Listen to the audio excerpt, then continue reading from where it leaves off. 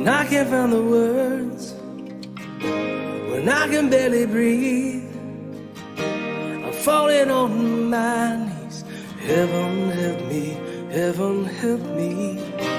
When I can't feel you near, when I can't hear you speak, I'm falling on my knees. Heaven help me, heaven help me. Help me, help me, 'cause I can't walk this road alone. I can't do this on my own. Tell me, tell me, I just need to hear you say everything will be okay. When I don't understand, when I don't think I can, I know you have a place. So heaven help me, heaven help me. Help me, help me, 'cause I can't walk this road alone. I can't do this on my own. Tell me, tell me, I just need to hear you say everything will be okay. Help me believe it when I can't see it. Help me to know it when I can't hold it. Help me believe it when I can't see it. Help me to know it when I can't hold it. Help me, 'cause I can't walk this road alone. I can't do this on my own. Tell me, I just need to hear you say everything will be okay. I just need to hear you say everything will be okay. When I can't find the words, when I can barely breathe, I'm falling on my knees. Heaven help me, heaven help me.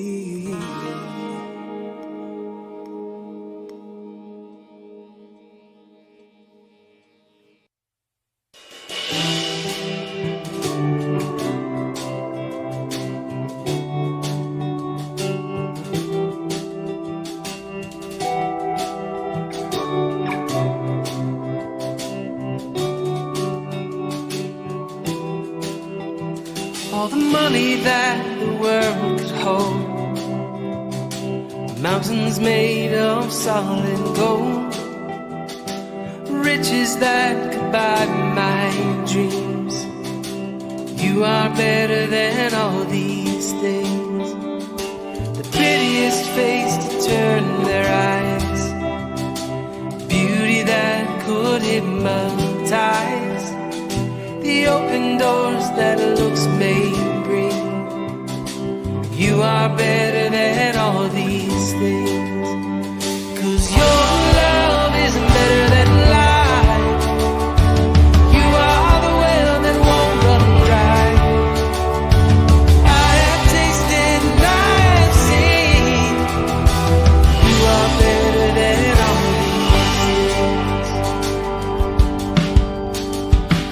Power that shake the moon, most important one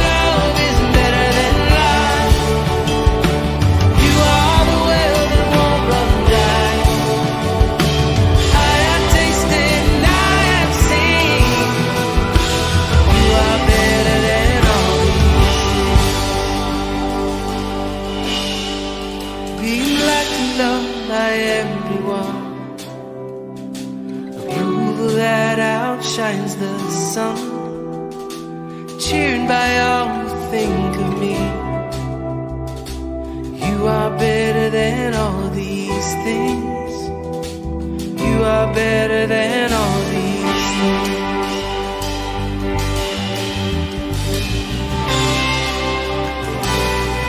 Oh, you are better.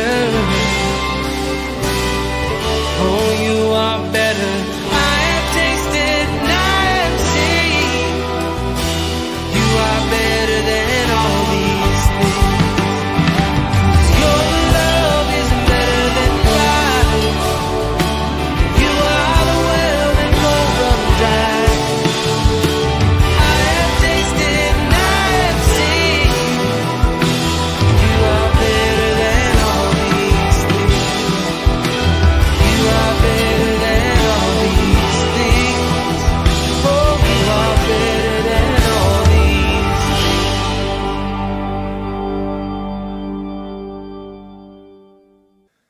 Happy New Year, new vintage. Welcome to the first online service of 2021. We made it to 2021. Now, I know what you're thinking. Now everything's going to be perfectly fine, but here I am still giving an online message and you listening at home. See, we blame 2020 for all the problems we had before. And we say, oh, 2020 was terrible and shame on 2020 and we hate 2020. Like 2020 is probably somewhere in the corner going, it wasn't my fault. I didn't do anything. And now 2021 is getting all this credit like, yeah, 2021, here we come, here we go. We love 2021. But the truth is, it's not the number, it's not the year.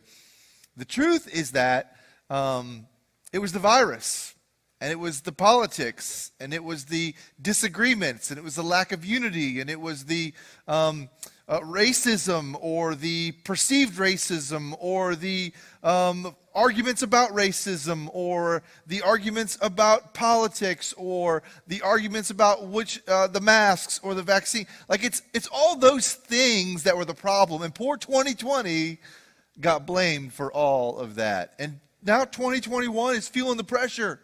Like 2021 is like, well, everybody expects me to be the answer. And the truth is, there are still problems.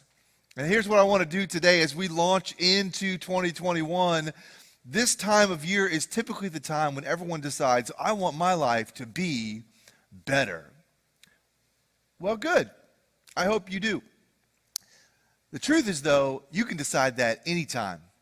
In fact, during the pandemic of 2020 or the political unrest of 2020 or the frustrations of 2020 or the economic concerns of 2020, you and I, we get to choose our attitude through all of it.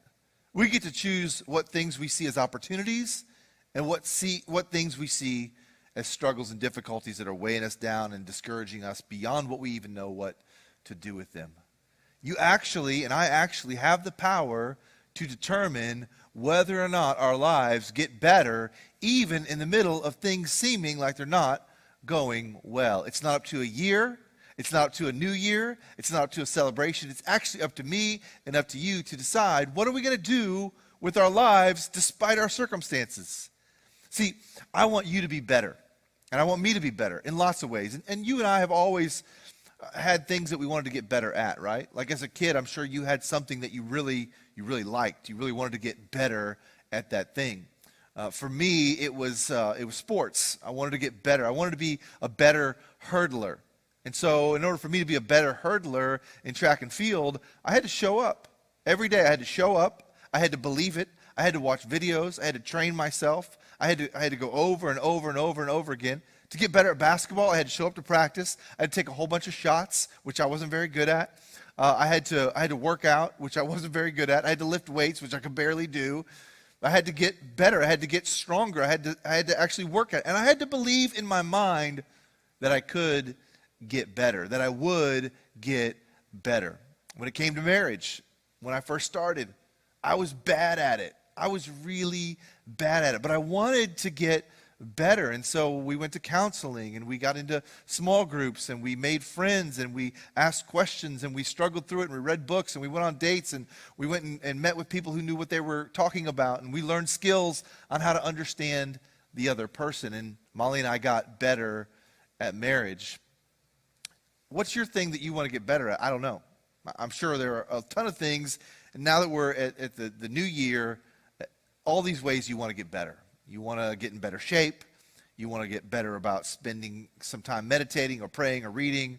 You want to get better about the way you talk to your kids. You want to get better with your finances. You want to get better eating habits. You want to get better at all kinds of things, right? I mean, you want to get better. There's not a lot of people that I know who are looking at their life going, you know what I need to do? I need to get worse at stuff. I'm too good at everything. I'm so good. I want to get worse. No, I get worse, and I think to myself, I want to get better. I want to get better at not carrying shame. I want to get better at not holding grudges. I want to get better at forgiving people. I want to get better at lots of things in life. And I want that for you, for the people of New Vintage.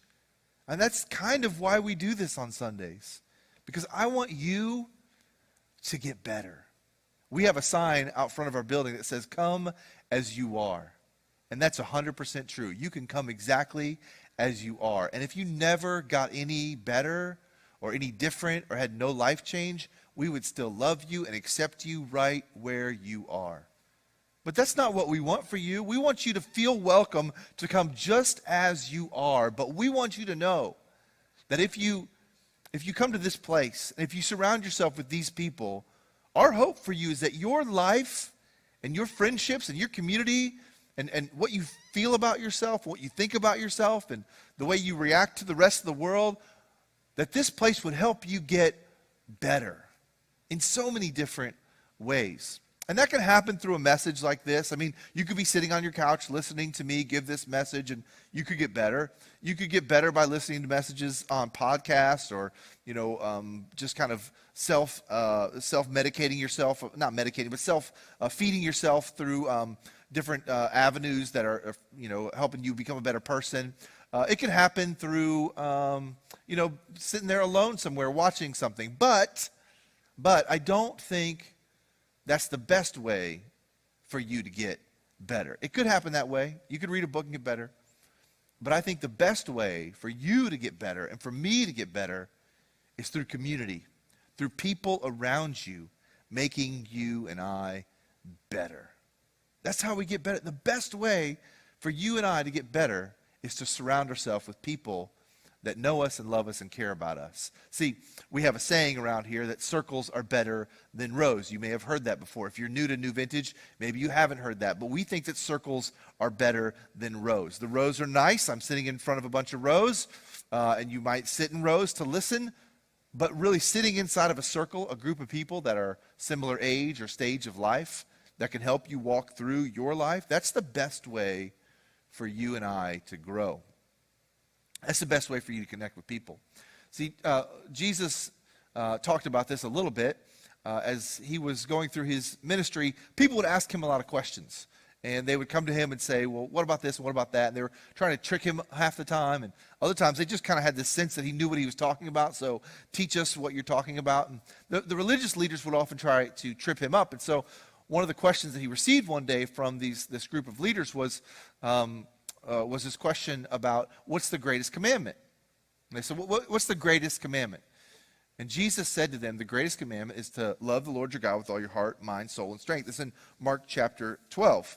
And he says this to them. He says in verse 29 of Mark chapter 12, the most important one, answered Jesus, is this: Hear, O Israel, the Lord is our God. The Lord is one. So love the Lord your God with all your heart and with all your soul and with all your mind and with all your strength. And the second is this: love your neighbor as yourself. There's no commandment greater than these, to love your neighbor as yourself. Think about that. Of all that he could have said, of all that Jesus could have said as the greatest commandments in the whole universe, what are they? Well, number one, love God with all your heart. And number two, love your neighbor as yourself. And you say, well, who's my neighbor? Like, what does it mean? What does that mean to love my neighbor? Well, the Good Samaritan, as you know, you remember that story. It's literally the answer to that question, who is my neighbor? Somebody asked Jesus, well, who's my neighbor? And he says, well, let me tell you a story. There's this Jewish guy, gets beat up. He's on the side of the road. You've heard the story before. The priest and the Levite, they walk past. Everybody thought the priest and the Levite would do something. They don't do anything. The Samaritan comes through and sees the Jewish person who was a cultural enemy laying on the ground and decides to do something for him. And he cares about him and he helps him up and he takes care of the man. And the question Jesus flips back to the person is, which one of these people was his neighbor? And the answer, the response that he gets from the individual who's asking the question is the one who cared for him. The one who cared for him is the neighbor. Where am I going with all this? The greatest commandment in the whole world is to love your neighbor as yourself. What does it mean to be a neighbor? It means to care for somebody else. That means that being a neighbor isn't just living next door to somebody. In fact, that's not really your neighbor. The neighbor, according to Jesus in this story, the neighbor is the person who did the caring. To neighbor is actually a verb. So you can go neighbor somebody. You can go be a good neighbor. You can do the neighboring. It's an action verb to go care for people. That's what neighboring is. And when you sit in a row, you're really not neighboring, and nobody's neighboring you. But when you get into a small group, it gives you an opportunity to neighbor somebody and for somebody to neighbor you. What does that mean? It gives you an opportunity to care for someone else. And it gives someone else the opportunity to care for you, which is what we all need. We need to care for others. There may be no greater growth engine in the world for getting better than to learn to care for others. Caring for others makes you better. Caring all about yourself doesn't make you much better. Caring for others makes you incredibly and increasingly better at life. But you need people to care for you too. And somebody in your group needs to be caring for somebody, and maybe that should be you. And so it works really well to have small groups, because when you get into a group at this church, you get to neighbor each other. You get to care for each other. You get to build a community that knows you, sees you, cares for you, and treats you like family and friend. And you need that. And I need that. And I'm telling you, it works. This works on so many levels. The first small group that Molly and I ever got into was about a month after we got married, and we were terrible at marriage. We were fighting, we were yelling, we were not understanding each other, and this group rescued our marriage. There was a moment during this whole thing where I yelled something at Molly, or we got in a fight right when we showed up at the door, and then they opened the door and we're like, hey, how you doing? We're good. Yeah, this is great. Yeah. And then, this guy says, well, how's your marriage going? And we were like, just erupted. And it just helped rescue our marriage. They met with us on multiple occasions and sat with us and gave us resources for which counselors to go see and how to think through things and how to wrestle through problems. They rescued our marriage. I'm telling you, that group rescued our marriage. There's a girl in that group named Ashley, and Ashley's mom has COVID-19. And literally this week, as I'm prepping for this message, Ashley is texting myself and Molly saying, will you guys please care? Will you care enough to pray for my mom?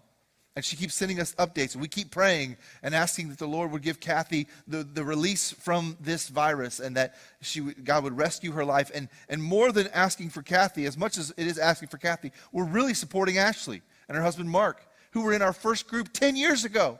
And they're still our friends living in Atlanta, texting us in California saying, will you pray with us? Will you walk with us? Will you go through this with us? And we need people that we can love like that. And she needs people she can call on like that. And you need people you can love like that. And you, the people that will be in your group, need you to be like that. I'm just telling you, community works best, growth works best in the context of a group.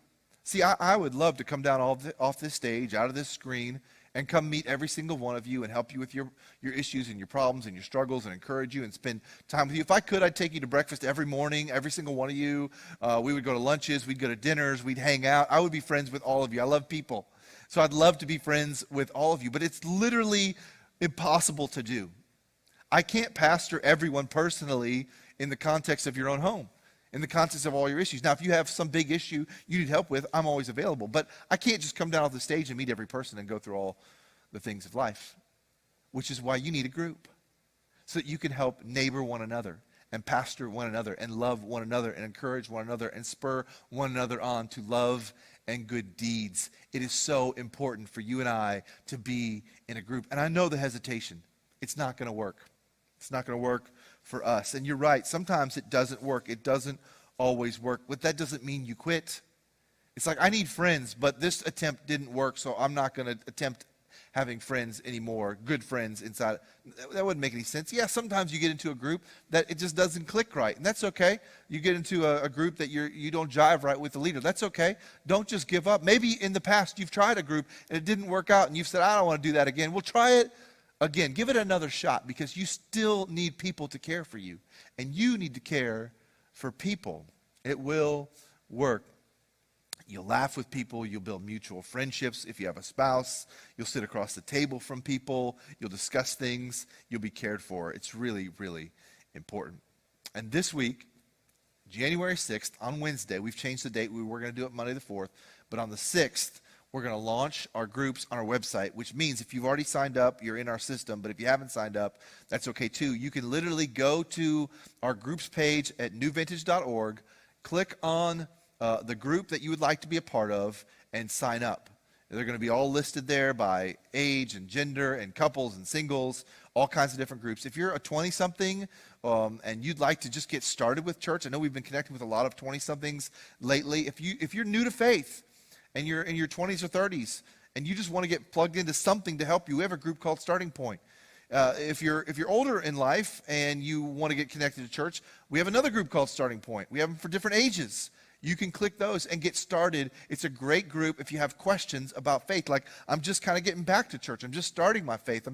I got involved with this Christmas Eve thing, and that was really cool. And I showed up, and I came, and now I'm watching your church for some reason. How do I get plugged in? Starting Point is a great place for you. If you're a newlywed couple and you're like, I need some help with this marriage thing, we have a group for that. If you're a couple with kids, we've got groups for that. If you have empty nester group, we got a group for that. If you're just a dude and you're like, I want to be in a group, we have a men's group. If you're a lady and you're like, I just need a ladies group, we have ladies groups. We have all kinds of groups, and we want to surround you so that we can neighbor you and you can neighbor others, because that will make a difference in your life. It will help you grow. It will help you become better. In 2021, it's not going to be the year that makes you better. It's not going to be the fact that there's no more problems that make you better. It's not going to be the fact that COVID went away right away and that's what made you better. In 2021, you can make a choice. I'm going to get connected to a group. I'm going to surround myself with other people. I'm going to care about other people. I'm going to let other people care for me. And in that way, in so doing, I'm going to have a real shot at becoming better. And I know some of you are wondering, well, where are we going to meet? I get it. It's a tough question. You don't want to meet in people's houses. It's a small environment. So we're going to open up the church. Anytime you want, whenever we can make it happen, in the evenings or in the mornings, we're going to open up the church and make it available for you. We have big spaces here. During these cold months of January, February, beginning of March, if you want to come inside the church with your group, use our chairs here at the church, use the chairs at the church, and make a big circle, wear your masks, and do your group in person in a big space. We're going to make that available for you at the church. If you have other ways that you want to meet, if you want to have an outdoor meeting, if you have a backyard that's amazing, if you have some options for that, that's cool. You can do it group by group. But we want to let you know that if you need to use the church, if you'd like to use the church, it will be available. So don't sit on the sidelines this year. Don't sit out your opportunity to be in a group. Being in a group will make you better. And we want for all of us this year to be better. Have a great week. We will see you next Sunday, January 10th, online or in the parking lot, weather permitting. From now on through the next 2 months, we'll let you know where we're going to meet as we get closer to the date, because we know the weather could be a little crazy. Love you. See ya.